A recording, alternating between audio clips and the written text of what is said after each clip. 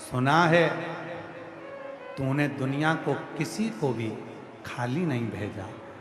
चोर को भी तू कुबेर बना देता है, भगवान विष्णु को लक्ष्मी दे देता है, ब्रह्मा को ब्रह्माणी दे देता है, इंद्र को इंद्राणी दे देता है, दुनिया के लोगों में बुद्धि दे देता है। तू अष्ट सिद्धि नवनिधि का दाता है, सारी रिद्धि सिद्धि तेरी बहुएं हैं, बुद्धि तेरा पुत्र है। हे शिव ऐसी कृपा कर,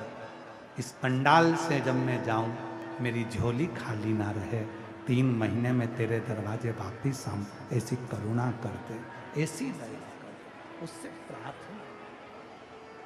जिसकी बहु रिद्धि सिद्धि हो, जिसका बेटा बुद्धि हो, जिसकी बहुएं रिद्धि सिद्धि हो, जिसका बेटा षडानंद हो, जिसकी बेटी अशोक सुंदरी हो, जिस अशोक सुंदरी का मात्र स्पर्श कर लेने पर अखंड सौभाग्य हो जाता है, जिस अशोक सुंदरी का मात्र स्पर्श कर लेने पर बेटियों के जीवन के रोग समाप्त हो जाते हैं। मेरी जीजियों, आप लोग अगर शंकर जी के मंदिर में जाती हो, शिवलिंग पर जल चढ़ाती हो, वो जल जो बहकर नीचे की ओर जाता है, सामने राइट में गणेश, लेफ्ट में कार्तिक, बीच में एक मोटी सी लाइन होती है जहां से पानी बहकर जाता है। ये जो मोटी सी जो लाइन है, ये अशोक सुंदरी का स्थान है। जब बेटी दुखी होती है, तकलीफ में होती है, जब मेरी बहनें कोई कष्ट में होती है, शिव जी को जल चढ़ाकर यहाँ अपनी हथेली को रखकर उससे प्रार्थना करती है, मैं भी तेरी बहन हूँ, तू बाबा से बोलना कि मेरा दुख समाप्त कर दे। और अशोक सुंदरी उस हाथ के स्पर्श को पाकर शिव जी से कहकर उसके दुख को मिटवा देती है। वो अशोक सुंदरी,